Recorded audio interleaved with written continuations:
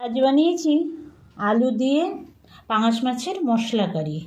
দুর্দান্ত স্বাদের এই মশলা কারিটা আমি কিভাবে তৈরি করলাম একটা লাইক দিয়ে দেখে নিন বন্ধুরা। নমস্কার বন্ধুরা, জেবি কিচেনে সবাইকে স্বাগত। আশা করি সবাই ভালো আছেন। দেখুন এই পাঙাশ মাছের মশলা কারি করতে আমি কি নিয়েছি। 5 পিস পাঙাশ মাছ নিয়েছি, পেঁয়াজ কেটে নিয়েছি দুটো মিডিয়াম সাইজের। এই দেখুন এইভাবে আমি বড় করেই কেটেছি পেঁয়াজটা। টমেটো কেটে নিয়েছি একটা ডুমো ডুমো করে। এখানে রসুন আর আদা বেটে নিয়েছি। এখানে রসুন একটু বেশি আছে, আদা একটু কম আছে। 4-5টা কাঁচা পাকা লঙ্কা চিড়ে নিয়েছি। দুটো মিডিয়াম সাইজের আলু আমি এইভাবে লম্বা লম্বা করে পিস করে নিয়েছি। সর্ষের তেল নিয়েছি, আমি রান্নাটা সর্ষের তেলে করবো সেই জন্য সর্ষের তেল নিয়েছি। লবণ নিয়েছি, এটা ঝাল লঙ্কার গুঁড়ো নিয়েছি, হলুদ নিয়েছি, গোটা জিরে নিয়েছি, জিরে গুঁড়ো, ধনে গুঁড়ো, আর এখানে একটু গোটা গরম মশলা নিয়েছি, 4টে এলাচ, 2টো লবঙ্গ আর একটু দারচিনি নিয়েছি। এই গোটা সামান্য উপকরণ দিয়ে দুর্দান্ত স্বাদের এই পাঙাশ মাছের মশলা কারিটা তৈরি হয়ে যাবে। আমি প্রথমে তাহলে এই মাছে লবণ হলুদ মাখিয়ে নেব। লবণ হলুদ আর তেল দিয়ে একটু মেখে নেব। দেখুন লবণটা দিয়ে দেবো প্রথমে।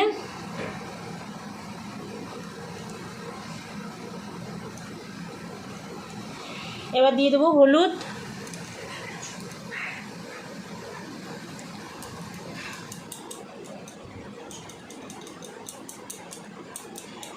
হলুদ দিয়ে দিলাম। আর দিয়ে দেবো একটু সর্ষের তেল। সর্ষের তেল দিয়ে মাখিয়ে নেব। এই আঁশবিহীন মাছে সর্ষের তেল দিয়ে মাখলে কম ফাটে, তেলে দিলে একদম ফাটে না সেটা না, কিন্তু একটু কম ফাটে, তার জন্য একটু সর্ষের তেল দিয়ে মেখে নিতে হয়। আমি এটা মেখে তেল হলুদ আর লবণ দিয়ে মেখে আমি মাছটা 10 মিনিট ঢাকা দিয়ে রেখে দেব। মাছে তেল হলুদ লাগিয়ে নিলাম দেখুন। এবার ঢাকা দিয়ে রেখে দেবো 10 মিনিট। চলে আসলাম বন্ধুরা গ্যাসের কাছে। আমি কড়াইতে তেল দিয়ে দেব, গ্যাসটা জ্বালিয়ে দিয়েছি। আমি প্রথমে আলুটা ভেজে নেব। তেলে একটু লবণ দিয়ে নেব,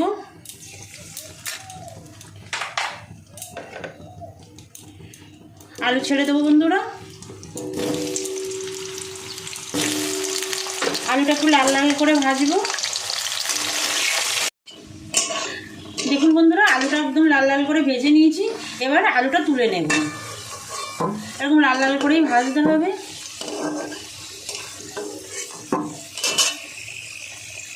এই তেলেই আমি মাছ ভেজে নেব। দেখুন মাছটা দিয়ে দেব। মাছটাও একটু বেশ লাল লাল করে ভাজবো বন্ধুরা।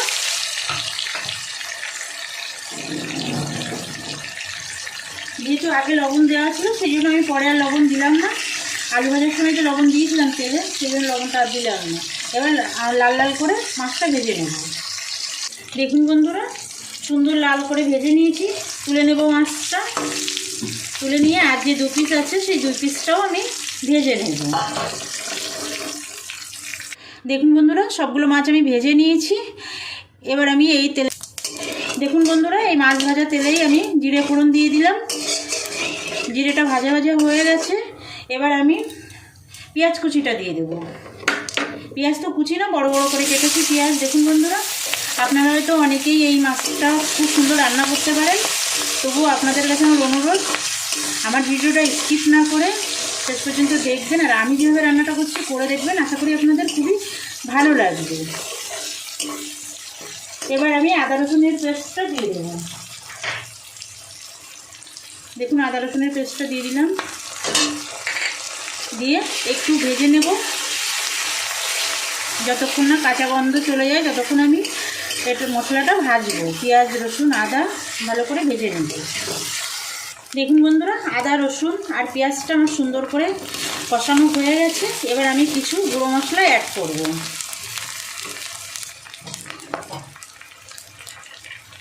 দিয়ে দেব ধনে গুঁড়ো, জিরে গুঁড়ো, দেব একটু হলুদ, আর এই শুকনো লঙ্কার গুঁড়োটা দিয়ে দেবো। মিশিয়ে নেব। এবার দিয়ে দেবো টমেটো, একটু লবণ দিয়ে দেব টমেটোটা যাতে তাড়াতাড়ি সিদ্ধ হয়ে যায়। আর এই যে কাঁচা লঙ্কা চিড়ে রেখেছিলাম, সেই কাঁচা লঙ্কা চিড়াটাও এই সঙ্গে দিয়ে দেবো। দিয়ে এবার আমি ভালো করে মশলাটাকে কষাবো। মিশিয়ে নিয়েছি, মিশিয়ে নিয়ে এবার একটু জল দেবো, জল দিয়ে মশলাটাকে কষাবো ভালো করে।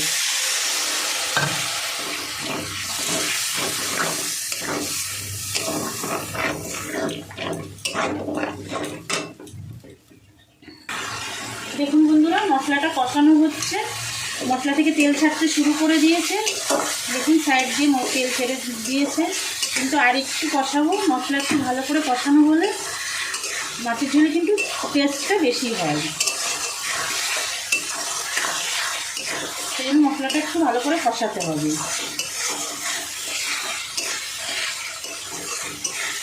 নতুন বন্ধুদের কাছে আমার অনুরোধ, এখনও পর্যন্ত যে সকল নতুন বন্ধুরা আমার চ্যানেলটা সাবস্ক্রাইব করেননি, আমার চ্যানেলটা সাবস্ক্রাইব করে আমার সঙ্গে থাকবেন বন্ধুরা। আর বেল আইকনটা প্রেস করে রাখবেন, যখনই আমি কোনো নতুন রান্নার ভিডিও আপলোড করবো আপনাদের কাছে নোটিফিকেশান চলে যাবে, আপনারা আপনাদের সময় মতো দেখে নিতে পারবেন। আর পুরনো বন্ধুরা যারা আমার সঙ্গে আছেন, আমার চ্যানেলটা সাবস্ক্রাইব করেছেন, সে সকল বন্ধুদের অসংখ্য ধন্যবাদ। আমার ভিডিওগুলো দেখবেন প্রতিদিনের মতো, আর লাইক কমেন্ট করবেন, আর পছন্দ হলে আত্মীয় স্বজন বন্ধুবান্ধবের কাছে শেয়ার করে দেবেন। দেখুন বন্ধুরা, মশলা যে কষানো হয়ে গেছে কী করে বুঝবেন? চারি সাইডে দেখুন একদম তেল ছেড়ে দিয়েছে। এই পর্যায়ে আমি ভেজে রাখা আলুটা দিয়ে দেবো এর মধ্যে। আলু দিয়েও একটু আমি কষিয়ে নেব মশলার সঙ্গে।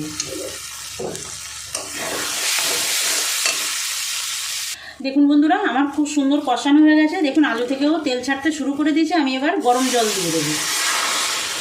রান্নাতে গরম জল ব্যবহার করলে স্বাদ অনেক ভালো হয়, সেই জন্য গরম জলটা ব্যবহার করবেন বন্ধুরা। এবার মিশিয়ে দেব। দেখুন আমি আর বেশি জল দেব না, কারণ আমি বেশি গ্রেভি রাখবো না। তার জন্য আপনারা আপনাদের পছন্দ মতো জল দেবেন। আপনারা যতটা গ্রেভি রাখতে চান সেই হিসাবে জলটা দেবেন। এবার আমি স্বাদ মতো লবণটা দিয়ে দেব। মশলা কষানোর সময় আমি একটু লবণ দিয়েছিলাম, সেটা মাথায় রেখে আমি দেখুন এতটা লবণ দিয়ে দিলাম। এবার আমি ঢাকা দিয়ে দেবো, মিডিয়াম আছে ফুটতে দেবো 5 মিনিট।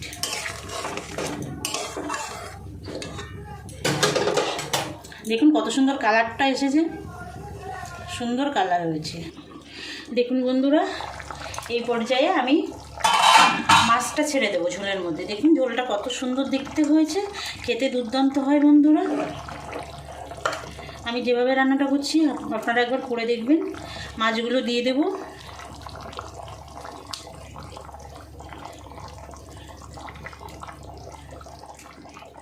একটু মিশিয়ে দেব,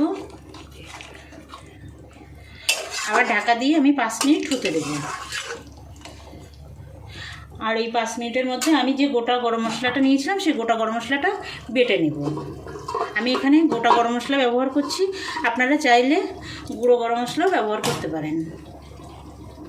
দেখুন বন্ধুরা, রান্নাটা প্রায় কমপ্লিট হয়ে গেছে। দেখুন কত সুন্দর লাগছে দেখতে।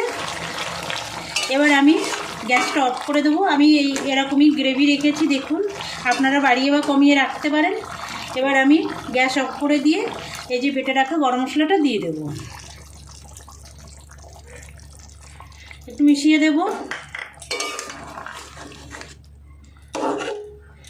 মিশিয়ে দিয়ে এবার আমি 2 মিনিট ঢাকা দিয়ে রাখবো।